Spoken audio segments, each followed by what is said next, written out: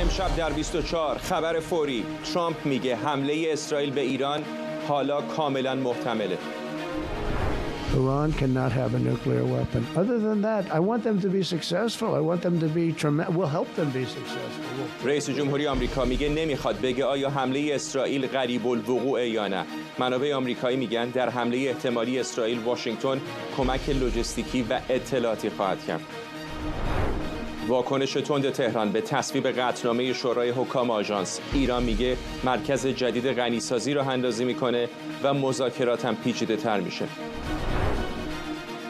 و هواپیمای ایر ایندیا با 242 مسافر روی یک خوابگاه دانشجویی سقوط کرد. مقامات هندی کشته شدن بیش از 290 نفر رو تایید کردند. فقط یک مسافر زنده مونده. از استودیوی ایران اینترنشنال این 24 است با فرداد فرهزاد. این یک خبر فوری است. بینندگان ایران اینترنشنال در ایران و سراسر جهان سلام و وقت بخیر. خبری فوری داریم. رئیس جمهوری آمریکا میگه حمله اسرائیل به جمهوری اسلامی حالا کاملا محتمله. دونالد ترامپ ساعتی پیش در کاخ سفید گفت نمیخواد بگه که این حمله قریب الوقوع یا نه. آقای ترامپ درباره روند مذاکره با ایران هم گفته آمریکا مذاکرات خیلی خوبی با ایران داشته اما هنوز معلوم نیست که توافقی به دست بیاد یا نه. Well, I don't want to say imminent, but it looks like it's something that could very well happen. خب نمیخوام بگم حمله اسرائیل به ایران قریب الوقوعه، ولی به نظر میرسه چیزیه که خیلی محتمله. خیلی ساده است، اصلا پیچیده نیست. ایران نباید سلاح هسته‌ای داشته باشه. غیر از این من میخوام که اونا موفق باشن. کمکشون میکنم که موفق باشن. باهاشون تجارت میکنیم. هر کاری لازم باشه انجام میدیم. میدونیم من جلوی جنگ بین هند و پاکستان رو گرفتم و با تجارت جلوی این جنگو گرفتم. اسرائیلیا به من چیزی نگفتن که باعث بشه تخلیه نظامیان تو خاورمیانه رو شروع کنیم. ولی من گفتم احتمال درگیری بزرگ وجود داره. ما کلی آمریکایی تو این منطقه داریم. گفتم باید بهشون بگیم که تخلیه کنن، چون ممکنه به زودی چیزی اتفاق بیفته و من نمیخوام اون کسی باشم که هیچ هشداری نداده و موشک یه دفعه به ساختموناشون اصابت کنه. این ممکنه. مجبور شدم این کارو بکنم. میدونی من یه انتخاب داشتم.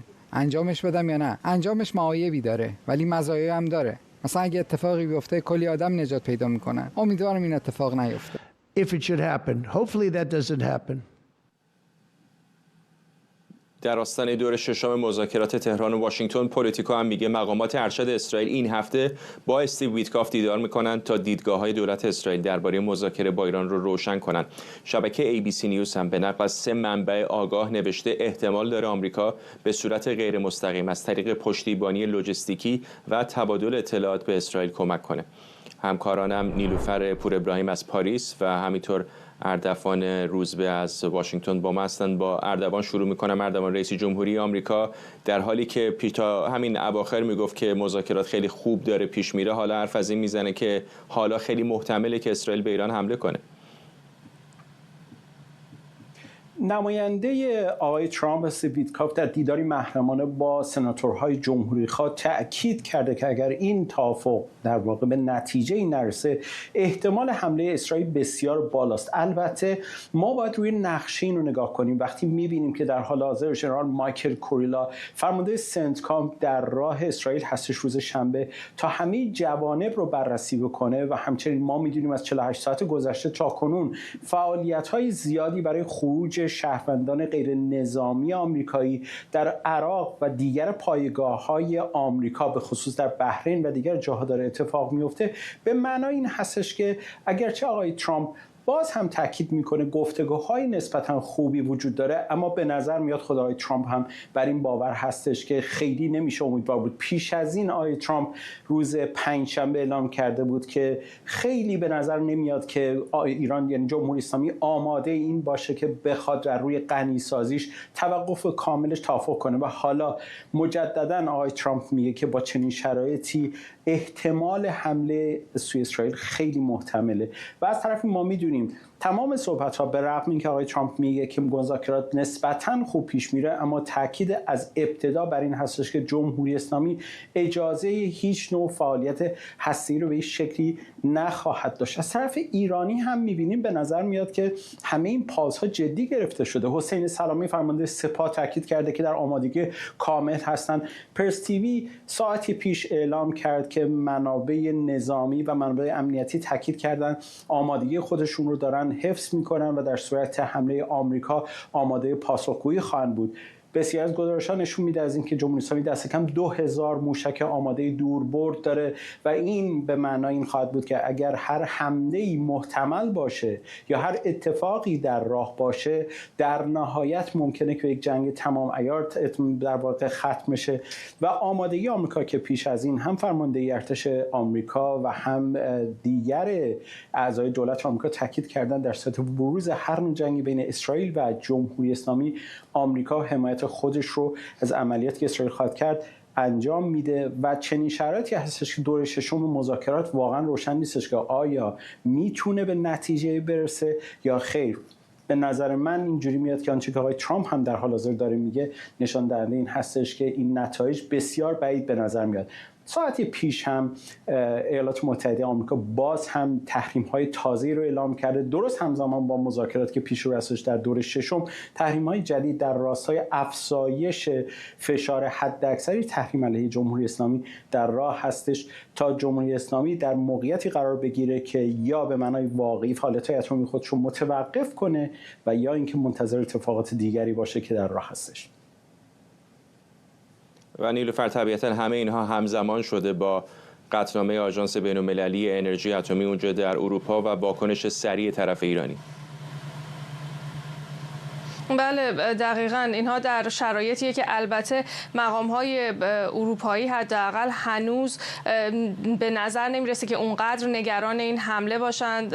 وزیر خارجه ایتالیا به این موضوع اشاره کرده که اونها اطلاعات دقیقی ندارن در مورد یک حمله قریب الوقوع، حداقل بجز اینکه نیروهای آمریکایی در حال ترکن یا بجز صحبت‌های مقام‌های آمریکایی فکر نمی‌کنن که قریب الوقوع باشه یک حمله اسرائیلیا. مثلا وزارت خارجه فرانسه که به این اشاره کرده که در این مرحله لزومی نمیبینه که نیروهاش رو بخواد از منطقه خارج کنه. همه اینها در شرایطیه که اقدامات ایران به دنبال قطعنامه شورای حکام کشورهای اروپایی رو به شدت نگران کرده و میتونه تاثیرگذار باشه حتی روی مذاکراتی که قرار هست در مسقط انجام بشه. خود عباس عراقچی به این موضوع اشاره کرده که زیر سایه این قطعنامه مذاکرات رو انجام خواهند داد. ایران گفته که یک سایت غنیسازی سوم در مکانی امن رو راه اندازی کرده.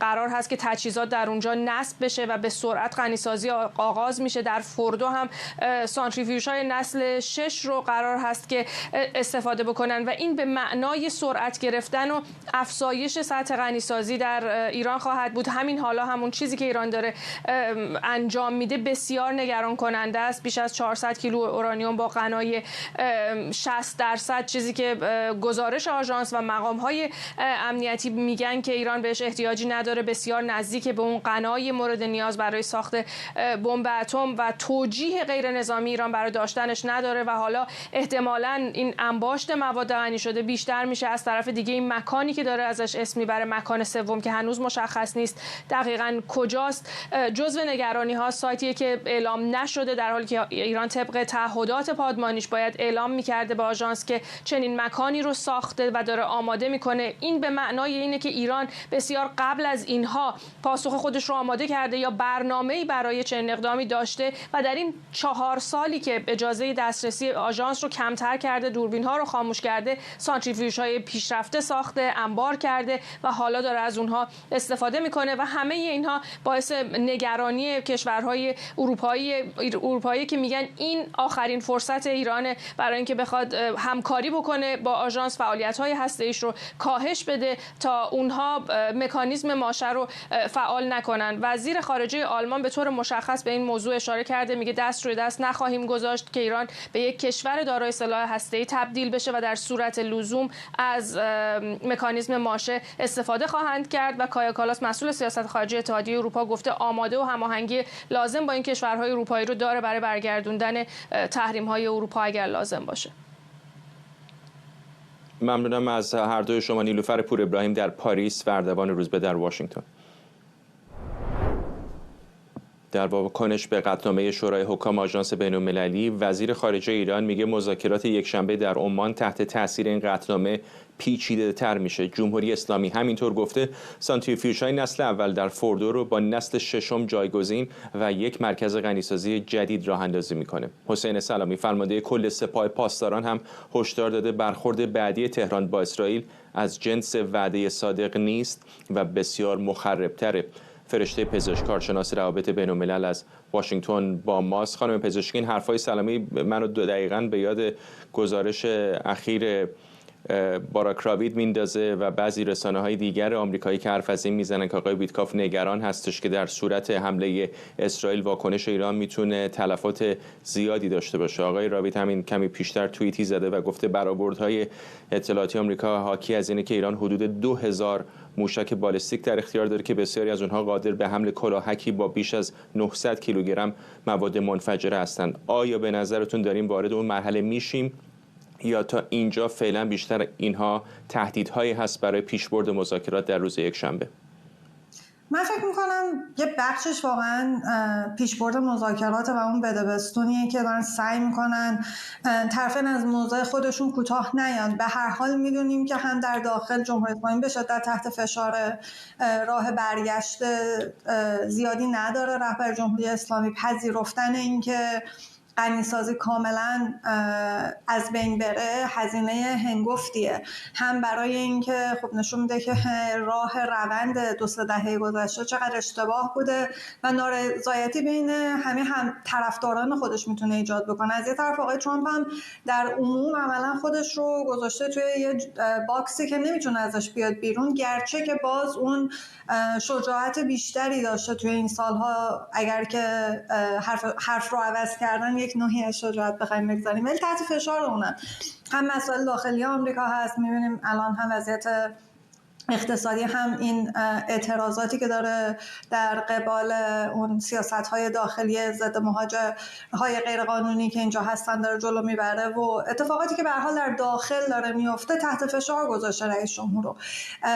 نکته مهمتر اینه که 2 تا کمپ پرصدا در میان طرفداران آقای ترامپ هستن. یه سریشون اونایین که میگن اصلا خارج از مرزهای آمریکا به ما چه ربطی داره، و بقیه اون نوکان‌های بسیار پرقدرت که به دنبال حمله نظامی به ایران هستن. من کماکان فکر میکنم که لااقل شاید از این فرصت کسی که بخواد بیشترین استفاده رو بکنه احتمالاً بنیامین نتانیاهوه، ولی اونطور هم فکر نمی‌کنم بیگدار با بزنن که قرار باشه اگر واقعاً برداشت بر این باشه که حمله ایران میتونه تلفات جدی برای اسرائیل همراه بیاره، خب احتمال اینکه یه راهکارهای اون وسط سعی کنن بگذارن هست. من هنوز فکر میکنم که این چیزهایی که به بیرون داره درس میکنه بیشتر از این که تهدیدات واقعی باشه سر و صدا و سیگنال دادنه، ولی ته این راه به هر حال اگر توی چند روز آینده این اتفاق نیفته، این راه اگر این مسیر باشه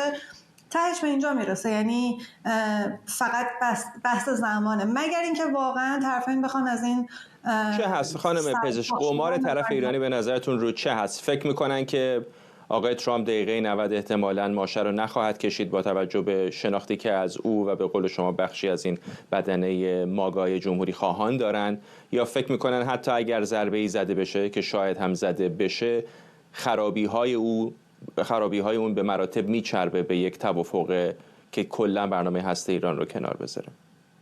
هر دوتای اینها البته جای حاکمان ایران فکر کردن کار سخته، چون خیلی به نظر نمیاد با منطق لزوما منطقی که با دنیای بیرون سازگار باشه جلو برن. برای منطق جمهوری اسلامی اتفاقا جواب میده، چون برداشت جمهوری اسلامی برای اینه که شما هم اشاره کردین، یا این حمله به هر حال محدود سایت‌های نظامی، حالا حتی اگر که یه سری پالایشگاه‌ها رو بزنن قرار نیست که تغییر رژیمی اتفاق بیفته، بنابراین میتونن دوام بیارن و تمام مشکلاتی که الان مردم از چشم نظام میبینن یه بخشیش لااقل میفته گردن دشمن خارجی. بخش دوم همون حساب کردن روی اینه که آقای ترامپ لحظه آخر کوتاه میاد، به دلیل اینکه عملاً و خود آقای ترامپ واقعاً مخالف جنگه. یعنی شما میبینین حتی در دور اولش هم اگر یادتون باشه جنگنده ها اومدن و دستور برگشتشون رو داشت که خیلی از این ناکان ها رو شاکی کرده بود و عصبانی کرده بود. بنابراین این دو گزینه که میتونه یه اشتباه محاسباتی خیلی جدی باشه، چون به هر حال ما داریم راجع به یک کشوری صحبت میکنیم که تحت تحریم ها از توسعه بسیار عقب افتاده و یک جنگ حتی اگر محدود باشه به شدت میتونه ایران رو به عقب برگردونه و مردمی که دارن اونجا زندگی میکنن رو با دشواری‌های خیلی بیشتر مواجه بکنن. ولی برای اون چیزی که حاکمان دارن روش قمار میکنن و سرمایه گذاری میکنن همین دوتاست که اگر حمله بکنن به ضرر ما نیست، ما میتونیم دوام بیاریم، یا اینکه آقای ترامپ لحظه آخر حاضر نمیشه حمله بکنه چون عملا دوست نداره و بخش وفادار بهش و همینطور معاون رئیس جمهور، پسرش، کسانی که بهش نزدیک هستن مایل نیستن که حداقل در این مقطع درگیر یک جنگ خارجی بشه که میتونه تبعات جدی داشته باشه و خب تاثیرات بین‌المللی میتونه داشته باشه. جنگ روسیه و اوکراین و تبعاتش درگیر خواهد کرد، به هر حال با چین اون تمرکز رو میگیره و به هر حال در چند جبهه آقای ترامپ میخواد بجنگه. در داخل تحت فشاره، در خارج قرار باشه یه اوضاع از کنترل خارج بشه به عنوان رئیس جمهوری که اومده میگه من به دنبال صلحم و بایدن ضعیف بوده و دنیا از کنترل خارج شده، وجه عمومیش خیلی زود خراب میشه. به خاطر همین من فکر میکنم احتمالاً رهبر جمهوری اسلامی و حاکمان روی این دو نکته دارن قمار میکنن و فکر میکنن که احتمالاً هر آنچه که باشه بهتر از این که غنیسازی رو قرار باشه بدن بره. ممنونم از شما. فرشته پزشک کارشناس روابط بین‌الملل از واشنگتن با ما. اما در خبری اختصاصی، حکومت ایران با ارسال دستورالعمل به رسانه‌ها از اونها خواسته در پوشش اخبار مربوط به قطعنامه شورای حکام صرفاً به مواضع رسمی استناد کنند. این دستورالعمل که متن اون به دست ایران اینترنشنال هم رسیده، اتهامات آژانس علیه برنامه هسته ایران رو مبتنی بر اسناد مخدوش دانسته و گزارش آژانس رو فاقد بی‌طرفی خونده. در این دستورالعمل رسانه‌ها موظفاً با تشریح رفتار آژانس و یادآوری خرابکاری‌های صنعتی و سایبری علیه ایران افکار عمومی رو به گفته این درخواست آگاه کنند. این دستورالعمل هدف قطعنامه رو تاثیرگذاری سیاسی بر مکانیزم ماشه عنوان کرده و ارجاع پرونده به شورای امنیت رو غیر محتمل دونسته. در این دستورالعمل آمده که در صورت تصویب قطعنامه ایران اقدامات متقابل در چارچوب حقوق هسته‌ای انجام میده و رسانه‌ها باید از ایجاد نگرانی عمومی دوری کنند. در همین حال رئیس جمهوری ایران با اشاره به فشارهای سیاسی اخیر به تهران گفته میگه آمریکا و اروپا در تلاشن با اعمال بیشترین تحریم‌ها مانع پیشرفت این کشور بشن. مسعود پزشکیان گفته تهران قصد جنگ نداره، اما زیر بار زور و قلدری هم نمیره. به آمریکا و اعما و اون ایادیش دل نبستیم. معنی این حرف نیست که ما با دنیا میخوایم بجنگیم. ما با دنیا میخوایم حرف بزنیم. زیر بار زور و ظلم نمیریم، زیر بار قلدری نمیریم. مهرداد قاسمفر روزنامه‌نگار و تحلیلگر مسائل سیاسی از ویرجینیا و بن سبتی تحلیلگر امور اسرائیل از تل‌آویو با ما هستند. آقای سبتی، با شما شروع می‌کنم. زمزمه ها حاکی از اینه که احتمال رویارویی حالا خیلی بیشتر از دست کم چند هفته گذشته شده. به نظر شما اینها همه لفاظی یا واقعا در آستانه حمله اسرائیل هستیم؟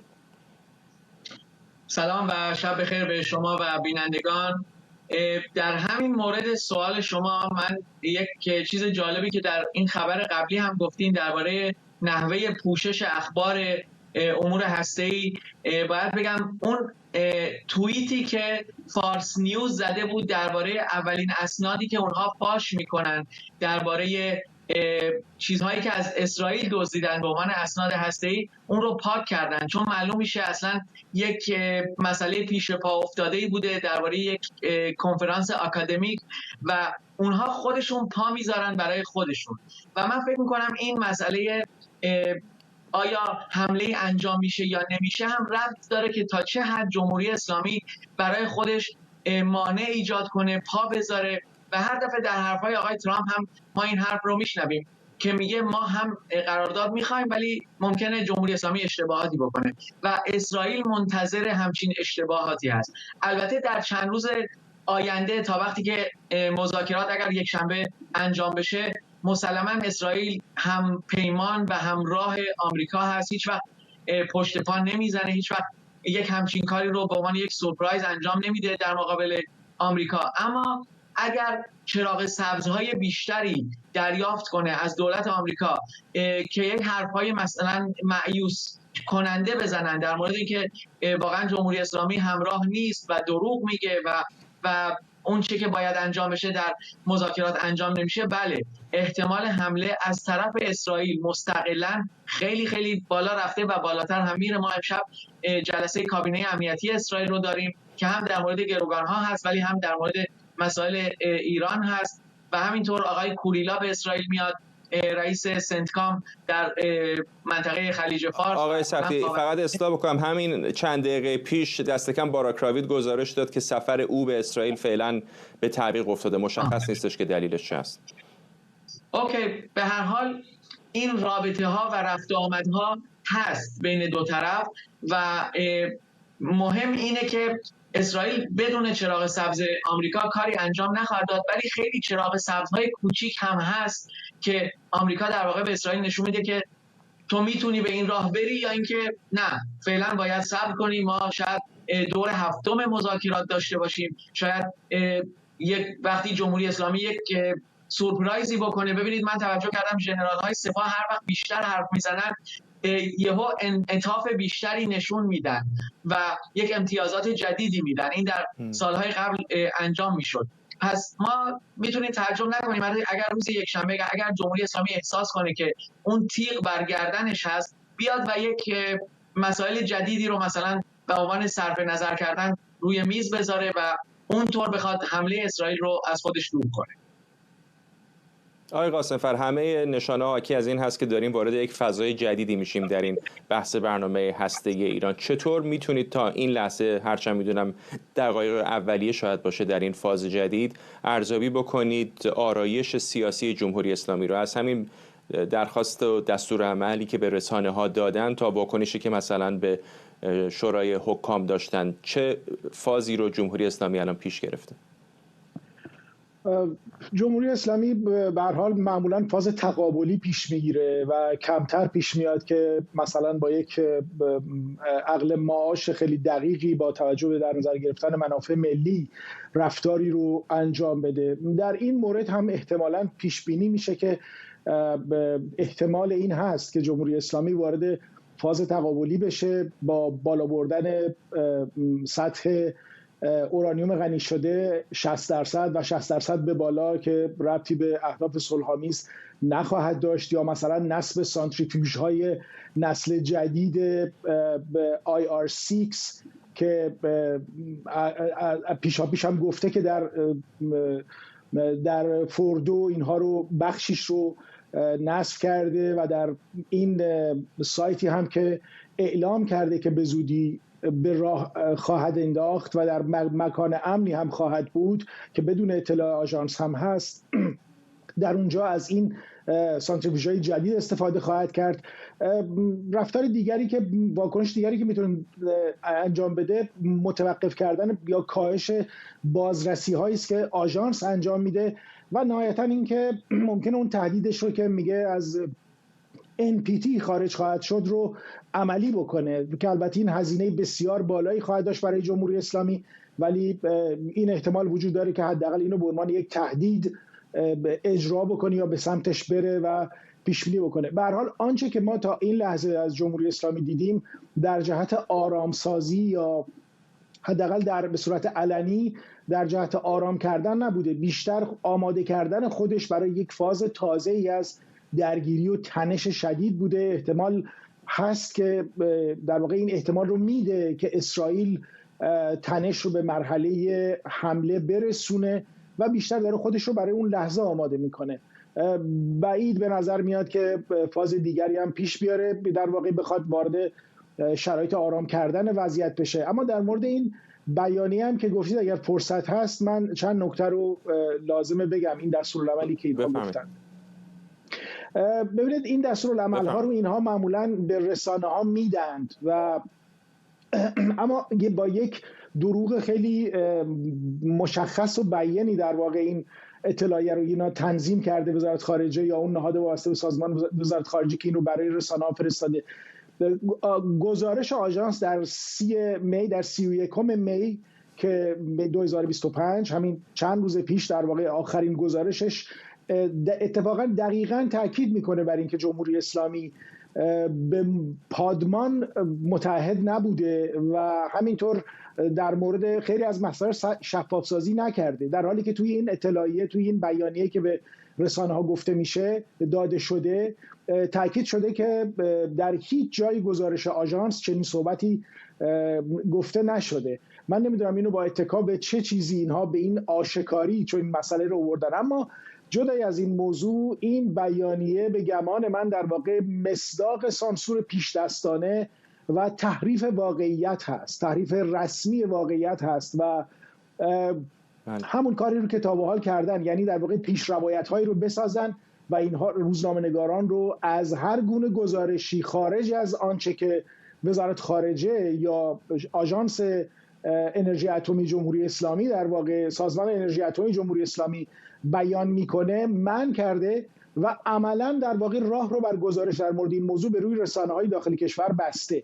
حالا تضمینی نیست که اگر چنین نبود گزارشی خارج از اینا منتشر میشد، اما این بیانیه خیلی، این اطلاعیه خیلی روشن در واقع روزنامه‌نگاران رو به سکوت یا رسانه‌ها رو به سکوت و تحریف اخبار تشجیع و تشویق میکنه و احتمالاً در پنهان هم سردبیران رو با زبان تهدید در واقع برحذر داشتن از اینکه به سمت گفتن واقعیت ها برن در این باره.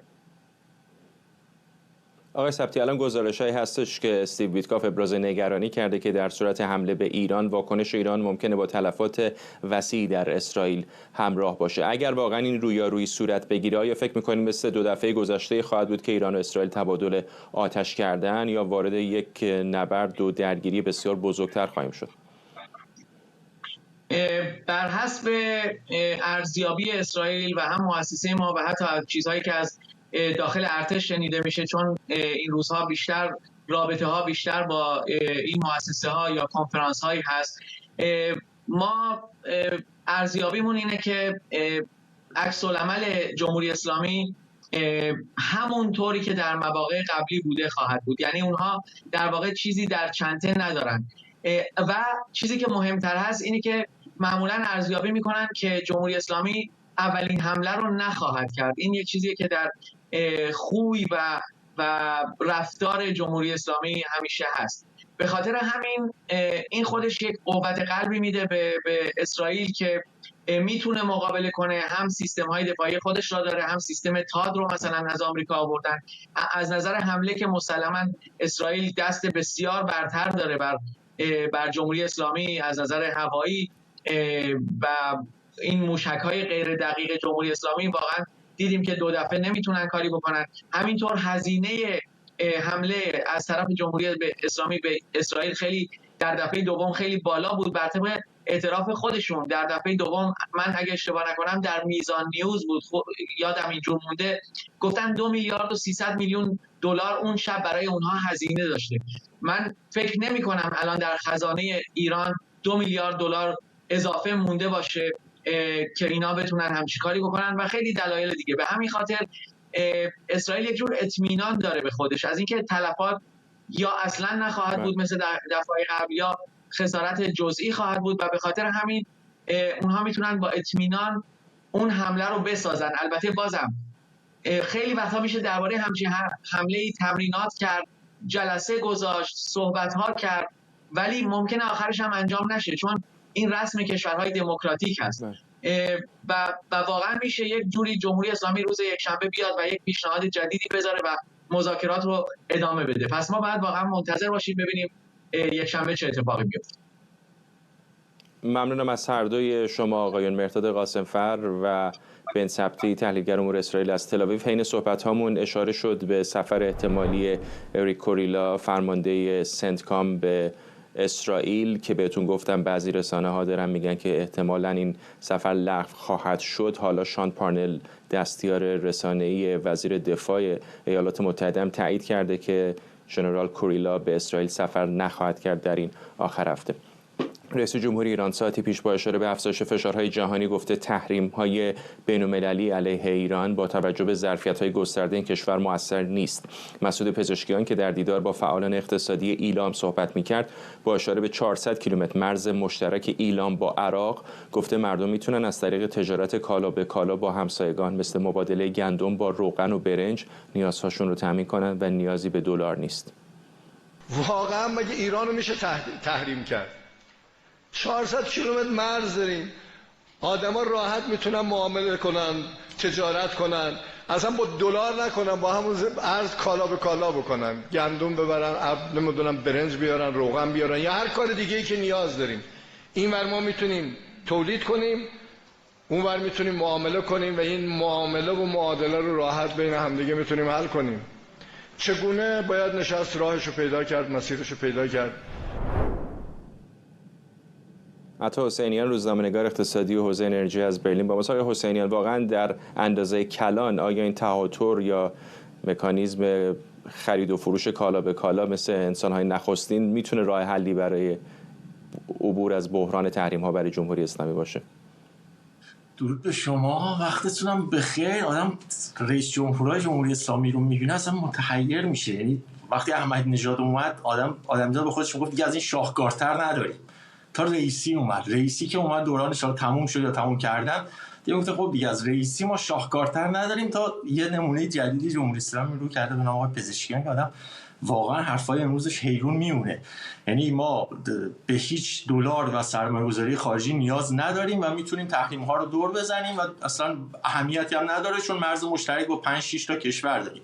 فقط سوالی که پیش میاد این که خب تو این 20 سال پس چرا انجام نشده؟ پس چرا شما مثلا در تمام میادین نفتی و گازیتون عملاً ورشکسته شدین؟ چرا دیگه برقتون به ورشکستگی رسیده و 25000 مگاوات کسری دارین و سرمایه گذاری نکردین؟ چرا مثلا یک میدان گازی کیش 20 سال توسعه پیدا نکرده و همینجور مونده و هر سال شما قرار رو راه اندازی کنین و نه تکنولوژیشو دارین و نه پولشو دارین؟ پس چرا توی دریای خزر که همه کشورهای حاشیه دریای خزر از منابع زیر دریایی این دریا استفاده کردن، چه گاز چه نفت، فقط ایرانی که استفاده نکرده و بکش مونده؟ خب اگر با همسایه ها میشد تهاتر کرد، خب افغانستان بیاد اونجا سرمایه گذاری کنه، تکنولوژی بیاره، عراق همینجور، کشورهای حاشیه خلیج فارس همینجور و حتی روسیه که دوست شماست الان تقریبا 6 سالی که قراره تقریبا 14 میلیارد دلار واسه شما در بخش گاز و نفت سرمایه گذاری کنه. از این توافقنامه‌های 14 میلیارد دلاری تا الان خودشون میگن فقط 2 میلیارد سرمایه گذاری شده، اونم نه در گاز و نفت، در بخش‌های دیگه‌ای سرمایه گذاری شده.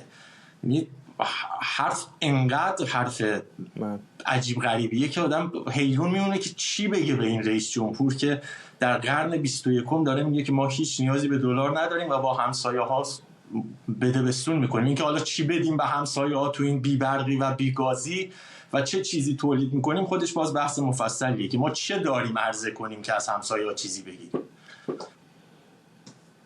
ممنونم از شما. عطا حسینیان، روزنامه‌نگار اقتصادی و حوزه انرژی از برلین.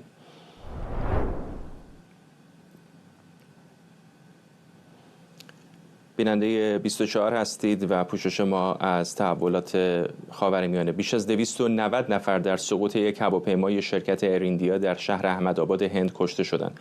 پلیس هند گفته یکی از مسافران این هواپیما با پریدن از خروجی اضطراری زنده مونده. این هواپیما در یک منطقه مسکونی به یک خوابگاه دانشجویی برخورد کرده که به علاوه کشته شدن 242 مسافر، تعدادی از ساکنان محلی هم در این سانحه کشته شدند. رسانه‌های هند میگن بیش از 60 دانشجو به بیمارستان منتقل شدند. گزارش‌ها این حادثه رو بدترین فاجعه هوایی جهان در یک دهه اخیر نامیدند. این هواپیما که به مقصد بریتانیا در حرکت بود، دقایقی بعد از برخاستن سقوط کرد.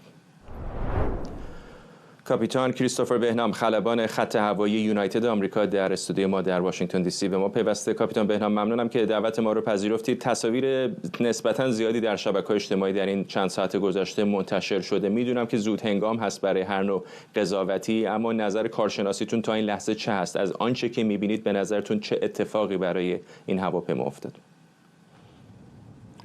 فردا جان، خیلی ممنون که منو اینجا دعوت کردین و میخوام تسلیت بگم به تمام کسایی که جونشون رو در این سانحه هوایی از دست دادن. این بوئینگ 787 یک بوئینگ‌های خیلی خوب هستش و هواپیمای نیوی هستش و اینطوری که به نظر میاد این هواپیما تیک آف کرد، یعنی از باند فرودگاه بلند شد و ارتفاع فرودگاه که ازش بلند شد که میخواست به لندن بره 200 فوته و حدود 300-400 فوت رفت بالا و افتاد پایین و منفجر شد. هر 300 فوت 1 مایل تقریبا و میشه گفت که اینا 20 ثانیه 25 ثانیه تا 30 ثانیه بعد از این تیک آف هواپیما اتفاق افتاد.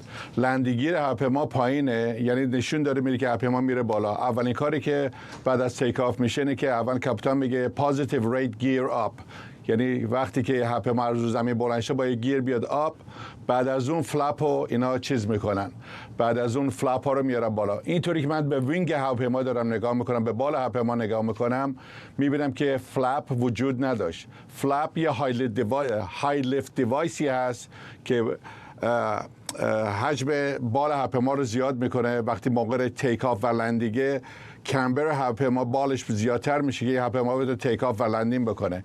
چرا این هواپیما بدون وقتی تو عکس میبینیم چرا فلپاش بالاست اون معلوم نیست. شاید کمک خلبان یا اون کسی که یکی خلبانی میکنه یکی کمک خلبانه، به جایی که بیا گیر رو بذاره آب، شاید فلپ رو گذاشت بالا که اون های لیفت دیوایس وقتی که برگرده بیاد بالا، هواپیما نمیتونه خودش رو، چون سرعت کمه تو تیک آف، نمیتونه ساستین بکنه که توی هوا بمونه. به نظر شخصی من 3 چیز میتونه اتفاق افتاده باشه. اولا که 2 موتورش بعد از تیک آف هر دو از بین بره که خیلی غیر قابل تصوره. دوم اینه که ویتی که این هواپیما داشت، اینطوری که به نظر میاد از ایندیا داشت میرفت به لندن با خیلی سوخت زیاد. اگه کلکولیشن تیک آف سپید اینا فرق بکنه، هواپیما رفت بالا، از زمین بلند شد ولی نتونست ساستین بکنه خودش توی ایر. و سومی اینه که بی تجربیه یکی از خلبانا میتونه باشه که اشتباهاً به جای که اول گیر رو بیاره بالا، فلپس آورد بالا و این بال هواپیما که های لیفت دیوایس داره به نام فلپس و سلتس، اینا بیاد بالا، سرعت‌های مختلفی که شما این کار رو باید بکنید. اولین کاری که میگم باز باید بشه اینه که اول باید لندینگ گیر بیاد بالا، بعد از 20 ثانیه 30 ثانیه بعد فلپس اگه 15 بره به 5، از 5 بره به 1، از 1 بیاد به 0 که وینگ هواپیما خیلی ایرودینامیک بشه. و این مشکلی که من میبینم اینه که فکر میکنم هواپیمای خیلی خوبی بود، هیچ مشکل تکنیکالی نداشت. It's probably human error, possibly یه مستیکی اینا کردن که این هواپیما بدون فلپ اصلا نباید تیک آف بکنه. فرصت کمی داریم کاپیتان بهنام، میخوام اینم ازتون بپرسم، خود شما کتابی به تازگی نوشتید که لطف کردید یک کپیش هم به من دادید، دیدار با سرنوشت. در خود این کتاب شما اشاره میکنید به یک اتفاقی که میتونه تبدیل به یک فاجعه دیگر بشه در پروازی که از سان فرانسیسکو به هاوایی داشتید. این مربوط به 2018 است. یک تصور عمومی الان وجود داره که اصلا میزان و تعداد این حوادث نزدیک به فاجعه بسیار زیاد شده، نه فقط در ایالات متحده، در سراسر جهان. از فرودگاه ریگان واشنگتن بگیرید تا الان در حیدرآباد هند، چه اتفاقی داره میفته در صنعت هوایی؟ در صنعت هوایی من فکر کنم هواپیما اوکی هستن، سیستم اوکی هستش، ولی اشتباهی که داره اتفاق میفته چه تو ترافیک کنترل، چه مینتیننس، چه تو خلبان، کسایی که سابقه کار زیاد داشتن از این کار داره ما میایم بیرون، کسایی که جدید دارن میان اون سابقه کار رو دیگه ندارن یا طرز فکرش رو ندارن و اینه که فکر کنم تو کاکپیت و تو ایر ترافیک کنترل و تو مینتیننس یه اثرهای خیلی بدی گذاشته که متاسفانه سانحه‌ای همچین چیزی واقعا تازه روشن میکنه و نشون میده که نداشتن خلبان خوب توی کاکپیت چه معنیش چی میشه. بی نهایت ممنونم از شما کاپیتان کریستوفر بهنام، خلبان خطوط هوایی یونایتد آمریکا از استودیوی ما در واشنگتن دی سی. قربان شما. این دستی متاسفانه صدای کاپیتان در لحظه آخر از دست دادیم. کالیفرنیا علیه رئیس جمهوری آمریکا به دلیل استقرار حدود 700 تفنگدار دریایی برای حمایت از گارد ملی در لس آنجلس شکایت کرده و خواهان توقف مداخله نظامی دولت در این ایالت شده. این شکایت توسط گوین نیوسام، فرماندار کالیفرنیا و دادستان کل این ایالت در دادگاه سان فرانسیسکو ثبت شده. تنش‌ها بین ترامپ و نیوسام در حالی افزایش پیدا کرده که اعتراضات به نیویورک، بوستون، تگزاس و دیگر شهرها گسترش پیدا کرده. وزیر امنیت داخلی آمریکا هم که به لس آنجلس رفته ساعتی پیش گفت آمریکایی‌ها باید به نیروهای نظامی که با خشونت آشوبگران دارن مقابله میکنن افتخار کنند. همکارم نیلوفر منصوری در مرکز شهر لس آنجلس با ما همراه شده. نیلوفر، به نظر میسه که نه تنها این اعتراضات گسترش پیدا کرده به شهرهای دیگر، بلکه این تنش بین دولت‌های ایالتی و فدرال هم حالا بیش از گذشته بالا گرفته. درسته فرداد. خب تنش وجود داشته از زمانی که آقای ترامپ در آفیس وارد شده، این تنش بوده، اما به شدت حالا شدید شده، شدت گرفته. ما میبینیم که امروز حالا قاضی فدرال که ازش هم نام بردی در مقدمه قراره که رسیدگی کنه به پرونده شکایت فرمانداری کالیفرنیا بر علیه حضور نیروهای گارد ملی در اینجا. نیروهایی که پشت سر من چند نفر از اونها رو میبینید و ماشین هاشون که اینجا هستن. تظاهرات ها، اعتراضات همچنان در لس آنجلس ادامه داره، تموم نشده. امروز وارد 7مین روز خودش شدیم، در حالی که 2 شب از منع آمد و شد رو ما در لس آنجلس سپری می‌کنیم. کلاً حدود 220 نفر دستگیر شدن در یک هفته اخیر. همین دیشب 71 نفر دستگیر شدن که 10 نفر از اونها سلاح گرم حمل می‌کردن، مقاومت داشتن در مقابل پلیس. و خب در همین بازداشتگاه پشت سر من که بازداشتگاه فدرال لس آنجلس هست، اینها رو میارن و اینجا نگه می‌دارن. ماموران آیس همچنان وارد آفیس ها، وارد مشاغل، وارد مزارع میشن و دستگیری های بیشتری داره صورت میگیره در روزهای اخیر. تا حالا 370 نفر از مهاجران غیرقانونی رو در همین کانتی لس آنجلس دستگیر کردن. صدایی که میشنوید شروع اعتراضات امروزه که قرار افرادی که اینجا هستن پرچم مکزیک رو حمل میکنن دوباره به سمت ساختمان شهرداری حرکت کنن. پیش بینی میشه که همچنان اعتراضات ادامه داشته باشه. اندکی آرامتر شده از آن یورش ها و شورش ها و غارت هایی که اتفاق افتاد و دیدیم آتش گرفتن ماشین ها و غارت فروشگاه ها اندکی کمتر شده. آقای ترامپ میگه این فروکش کردن این گونه از خشونت ها به دلیل حضور نیروهای ارتش آمریکا در لس آنجلس و اگر من نبودم لس آنجلس به خاک و خون کشیده میشد. در حالی که کرن باس شهردار این شهر و گوین نیوسام میگن که این کاملا برعکس. از موقعی که نیروهای گارد ملی اومدن این خشونت ها افزایش پیدا کرد و این چنین به شورش مبدل شد. و خب این در واقع تقابل کلامی و حالا میبینیم در عمل قانونی و حقوقی نشون میده که تازه اول ماجراست و همچنان ادامه پیدا خواهد کرد. همونطور که گفتی الان به شهرهای دیگه کشیده شده. در سان فرانسیسکو خیلی شلوغه، در سیاتل میدونم که همینطور قرار پلن و برنامه ریزی بشه. شنبه پیش رو روز نه به پادشاهی یا نو تو کینگ نامگذاری شده که قراره در همین لس آنجلس تظاهرات بزرگی دوباره صورت بگیره و گارد ملی و این بار 700 نفر از تفنگداران دریایی آمریکا هم میپیوندن به نیروهای گارد ملی که مقابله کنند با هر گونه خشونت و مقاومتی که صورت خواهد گرفت. ممنونم از تو همکارم نیلوفر منصوری در مرکز شهر لس آنجلس در کالیفرنیا با ما. و ممنونم از شما که بیننده برنامه 24 امشب بودید. این برنامه رو کمی دیرتر میتونید در یوتیوب ما هم ببینید. سایت ایران اینترنشنال هم در این روزهای حساس دنبال بکنید در حالی که تنش بین ایران و ایالات متحده و اسرائیل بالا گرفته. اجازه بدید برنامه رو با تصاویری زنده از محل سقوط هواپیمای خطوط هوایی ایر ایندیا که در نزدیکی فرودگاه حیدرآباد بود به پایان ببریم.